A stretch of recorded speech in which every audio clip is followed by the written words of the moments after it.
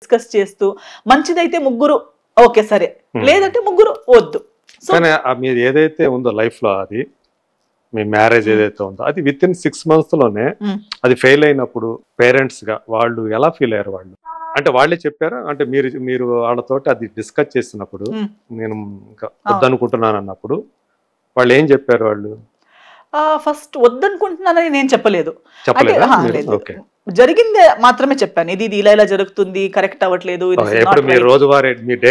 Daily చెప్తాను అంతే.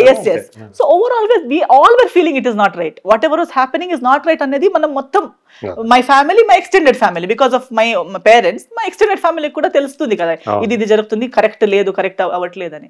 So what next అనేది ఆలోచిస్తున్నాం కానీ డైరెక్ట్ గా అక్కడ వెళ్ళడానికి నేను ముందు కూడా చెప్పినట్టు మనం ఫ్యామిలీ బ్యాక్గ్రౌండ్ లో అలాంటిది ఎప్పుడు చేయలేదు.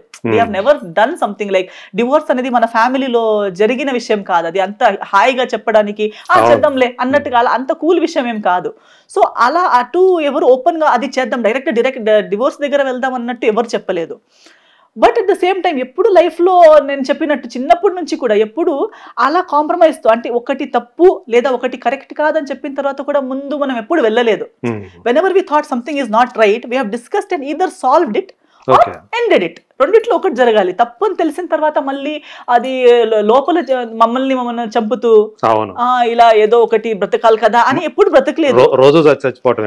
సో మా మమ్మీ చూడండి, అంత పెద్ద వర్క్ ఉన్నప్పుడు కూడా, జాబ్ ఉన్నప్పుడు కూడా ఒకటే బిడ్డ కావాలా వర్క్ అన్నప్పుడు బిడ్డ కావాలని సెలెక్ట్ చేసి ముందుకెళ్ళింది కదా. లేదు బిడ్డ కూడా కావాలి, వర్క్ కూడా కావాలి, రెండింటిని కాంప్రమైజ్ చేస్తూ బ్రతుకుతామని సెలెక్ట్ చేయలేదు. మా నాన్న కూడా అలాగే. మనం ఎప్పుడు లైఫ్ లో అలాంటి we are either yes or no people. మధ్యలో grey colour, grey shade, black కూడా కాదు, వైట్ కూడా కాదు, అలా ఎక్కువ రోజు బ్రతకలేము. So something had to be done. They first try to sort out, మాట్లాడి సార్ట్ అవుట్ చేద్దాం అన్నట్టు మాట్లాడడం ప్రయత్నించారు, మాట్లాడి సార్ట్ అవుట్ చేయడం ప్రయత్నించారు. అది కూడా కుదరలేదు అనేసరికి then the next we went to the church, we went to the court. అంటే మన చర్చ్ లో కూడా ఒక కోర్ట్ అనేది ఉంటుంది.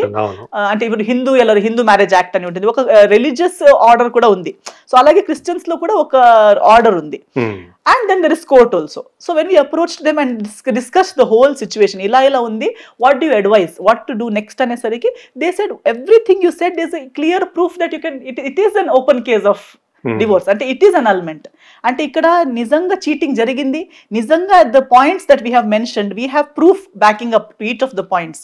సో ఆ పాయింట్స్ ఉన్నప్పుడు, బ్యాకప్ ఉన్నప్పుడు, ప్రూఫ్స్ ఉన్నాయి, జనాలు ఉన్నారు.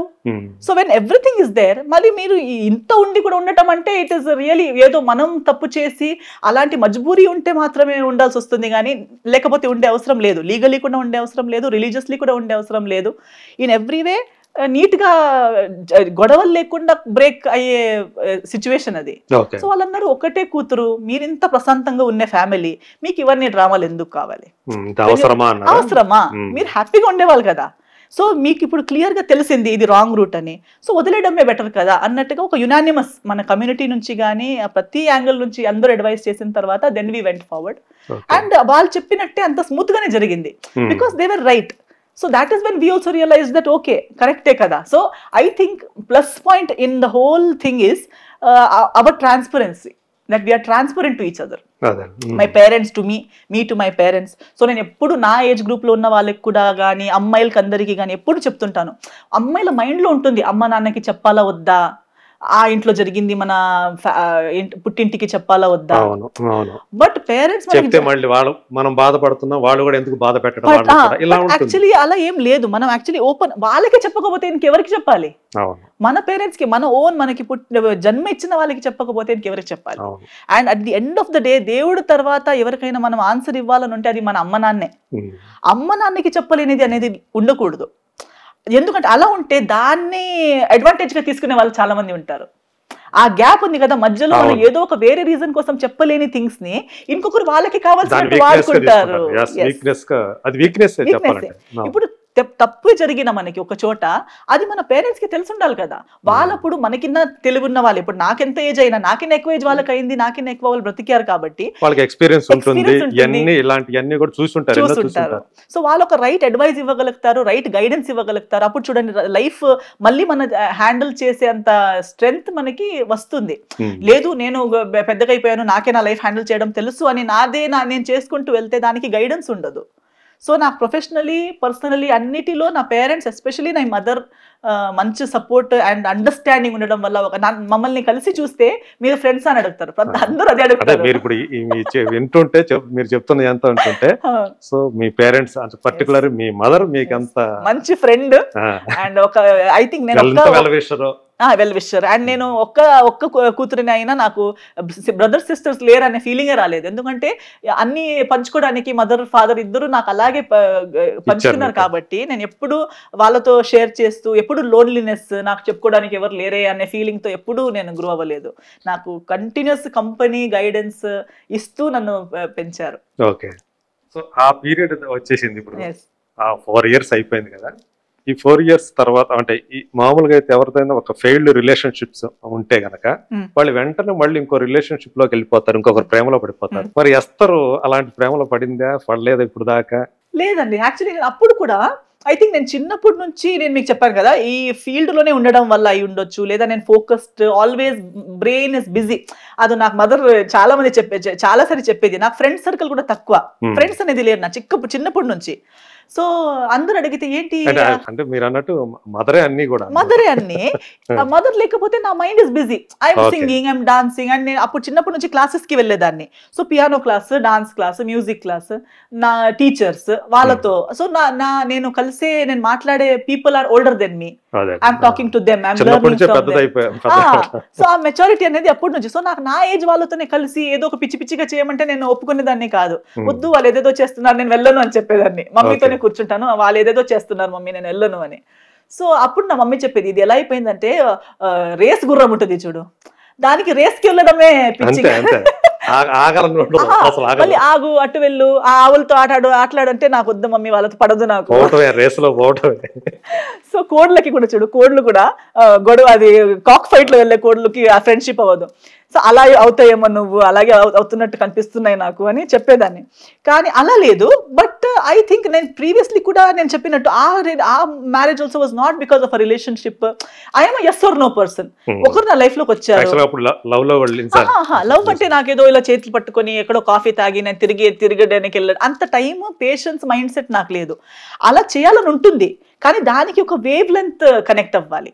That my likes and that persons likes, interest అన్ని కలిపి ఎక్కడో ఒక చోట వెళ్ళాలనిపిస్తే then it is an organic thing. ఏదో అందరూ వెళ్తున్నారు మనం కూడా వెళ్ళాలి అన్నట్టు అలాంటి ఫీలింగ్స్ నాకు ఉండదు. సో అప్రోచ్ అయ్యి పెళ్లి అని అడిగేసరికి okay whether I want to marry, logically yes I'm 26, అప్పుడు నాకు 26 years. సో 26-27 కి అందరూ నా కజిన్స్ అయితే 22-23కి పెళ్లి చేసుకున్నారు. నేనే లేట్ అని ఇంట్లో అందరూ తిట్టుకునే వాళ్ళు. అయింది కదా నాకు కూడా టైమే, సరే ఇట్లా చెప్తానని చెప్తే పేరెంట్స్ కూడా ఓకే అంటే అలా. So if it had worked out then yes it would have worked out. I would have been happy and giving my best in that relationship as well. కానీ అక్కడ అది వర్కౌట్ అవ్వలేదు. బయటికి రాగానే నాకు ఏదో ఇంకో రిలేషన్షిప్ ఇమీడియట్లీ కావాలనే కోరిక నాకు లేదు. It has to happen how, ఏదో ముందుటివాడు కూడా నాకు రిలేషన్షిప్ కావాలని నా దగ్గరకు వచ్చి, నేను కూడా రిలేషన్షిప్ కావాలని అక్కడికి వెళ్ళి, అప్పుడు ఇంకొకటి నేను నోటీస్ చేసిన దాంట్లో ఏంటంటే నా సర్కిల్లోనే when we go with that intention into a situation we pretend. ఇప్పుడు ముందుటి వాడు కూడా నన్ను ఇంప్రెస్ చేయాలనే ఏదో ఒకటి చేస్తుంటాడు, ఈ అమ్మాయి నాకు పడాలి అన్నట్టుగానే ప్రయత్నిస్తుంటాడు. అండ్ అప్పుడు అది 4 years రిలేషన్షిప్ అయినా 10 years రిలేషన్షిప్ అయినా నటిస్తూ ఉంటారు. అది కావాలని నటించడం కాదు, ఇంటెన్షన్ మంచిదే, నాకే మోసం చేయాలని ఇంట్రెస్ట్. దే డోంట్ నన్ను కలవడానికి వచ్చేటప్పుడు నీట్ గా డ్రెస్ అయి వస్తారు, వాళ్ళ బెస్ట్ కాస్ట్యూమ్, ఏదో మంచి ప్లేస్ కి తీసుకెళ్లిపోతారు, మంచిదే మాట్లాడతారు, నాతో ఎప్పుడు గొడవ పడరు, ఖర్చు పెడతారు, ఎప్పుడు గొడవ పడరు, వాళ్ళ ఇంట్లో అంతా బాగుంది అంటారు. సో వాళ్ళు యాక్చువల్లీ నాతో హైడ్ చేయాలని కాకపోయినా ఆ ఓపెన్నెస్ రాదు. Because every time you're coming meeting me 2 hours, 24 hours లో 2 hours నాతో కలవడానికి వచ్చేటప్పుడు బెస్ట్ బిహేవియర్లోనే మీరు ఉంటారు, నేను కూడా ఉంటాను. నేను కూడా వెళ్ళేటప్పుడు నా ఎంత బ్యాడ్ మూడ్ ఉన్నా ఇప్పుడు తనకి కలవడానికి వెళ్తున్నాను అనే ఒక ఫీలింగ్తో నేను కూడా మంచిగా రెడీ అయిపోయి మంచి డ్రెస్ వేసుకొని మంచి మూడ్లో వెళ్ళి ఏమో లేదు, ఎంత బ్యాడ్ కాల్స్ వచ్చినా ఏం లేదు, not so important. So I will be nice to that person because నా మైండ్ సెట్ లో ఐఎమ్ ట్రైయింగ్. అలాంటి ఎక్స్పీరియన్స్ ఎన్నైనా ఇప్పటికి అది నాకు అవ్వలేదు, ఇప్పుడు అవ్వలేదు. కాలేజ్ టైంలో నేను చూసేదాన్ని, నాకు చాలా మంది అప్రోచ్ అయ్యేవారు, కానీ అది నచ్చదు నాకు. ఏమవుతుంది తెలుసా, నాకు తెలిసిపోతుంది, I know that he's trying to impress me, and అది నాకు ఆఫ్ అయిపోతుంది, ఇంప్రెస్ అవ్వదు నాకు. ఇన్ఫాక్ట్ అది ఆపోజిట్ అయిపోతుంది, నాకు బ్యాడ్ ఇంప్రెషన్ వచ్చేస్తుంది.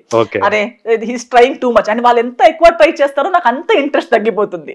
సో నాకు ట్రై చేయడం అనేది నాకు నచ్చదు. సో ఎవరైనా నాకు వెరీ గుడ్ లుకింగ్ వచ్చి మళ్ళీ నాకు ట్రై చేస్తాను అనేసరికి నా మూడ్ ఆఫ్ అయిపోతుంది, అయ్యో ట్రై చేస్తున్నాను, అలా అవ్వకూడదు.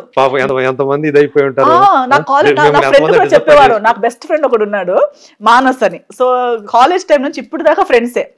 వాడు ఇప్పుడు కూడా అంటుంటాడు, నీకు ఆ కాలేజ్ లో ఎన్ని మంది అడగలేదు, ఎంతెంత బాగుండేవాళ్ళు. తను చెప్పేవాడు, ఓకే చెప్పు బాగుంటాడు, బాగున్నాడు ఇతను, ఏ అచ్చారేగా బాంబేలో చదివాం కదా, హీస్ ఆల్సో ముంబై ఎట్. అందరం చూస్తే ఇతనికి ఎవరైనా చెప్తారు, నువ్వు చెప్పలేవా అంటే, మరి టూ మచ్ ట్రై చేస్తున్నాడు, నాకు నచ్చలేదంటే. ట్రై చేయడం నచ్చాలి కదా, నీకు ఎందుకు ట్రై అది నచ్చట్లేదంటే నాకు నచ్చదు. అలా అంటే ఆడపిల్లలకి ఎక్కువ మంది అలా ట్రై చేసేవాళ్ళంటే ఇంకా ఇంట్రెస్ట్ ఉంటుంది. అవును, నాకు నచ్చదు. నాకు ఎలా అంటే నార్మల్ గా ఫస్ట్ మనిషికి మనిషి నచ్చాలి, మాటలు నచ్చాలి, థాట్స్ నచ్చాలి, అండ్ ఆర్గానిక్గా ఒక ఫ్రెండ్షిప్ ఉండాలి. ఫస్ట్ ఫ్రెండ్షిప్ అనేది వచ్చి అప్స్ అండ్ డౌన్స్ చూసి, ఒక డిఫికల్ట్ సిచ్యువేషన్ని తను ఎలా హ్యాండిల్ చేస్తాడు, ఆ సిచ్యువేషన్ని నేను ఎలా హ్యాండిల్ చేస్తాను. ఇప్పుడు మొన్నే నేను ఒక చాలా టెన్షన్లో ఉన్నప్పుడు నేను ఎలా ఉంటాను. సో నా అన్ని మూడ్స్ని, నా లుక్స్ మాత్రమే కాదు, నా స్టేటస్ మాత్రమే కాదు, ఆమె హీరోయిన్ కదా చూడడానికి బాగుంటుంది కదా, అవన్నీ మాత్రమే కాకుండా నా మైనస్లు కూడా, నా బ్యాడ్ థింగ్స్ కూడా అన్నీ తెలుసుండాలి. అది నేను కావాలని చెప్పడం కాదు, తాను కావాలని చూడడం కాదు. Only when that person is with me through thick and thin, ups and downs, they know me as a person, and even after that if they love me, then they love me. Me too, I should know that person for a couple of years as a friend, as a human being, as a colleague. ఎలా అయినా పర్లేదు, ఒక natural సర్కమ్స్టెన్సెస్లో కలవాలి. పెళ్ళి, girl friend, boy friend అనే ఆలోచించి కాదు, మనిషికి మనిషిలా ఏదో ఒక రకంగా కలిసి పరిచయం అయి తర్వాత అది ప్రేమగా డెవలప్ అవుతే అది ప్రేమ. అప్పుడు నాకు కూడా తన మైనస్లు ప్లస్లు అన్నీ తెలిసి అయినా తను ఇష్టం అయితే మాత్రమే అది ఇష్టం. అందుకే నాకు అప్పుడు కూడా ఇమీడియట్ గా వద్దనిపించింది. ఒక్కసారినే నేను ఫ్యామిలీ ప్రెషర్ లో వచ్చి ఆ యాంగ్జైటీ ఇమీడియట్లీ, చాలా అమ్మాయిలకి ఏమవుతుందంటే నాకు కూడా తెలుసు, ఇప్పుడు కూడా నాతో కలిసి పనిచేసే అమ్మాయిలు ఉన్నారు, అందరికి నా ఏజ్ గ్రూప్ లోనే ఉన్నారు, అందరూ 28 to 30, 31 బ్యాచ్ లోనే ఉండేవాళ్ళు.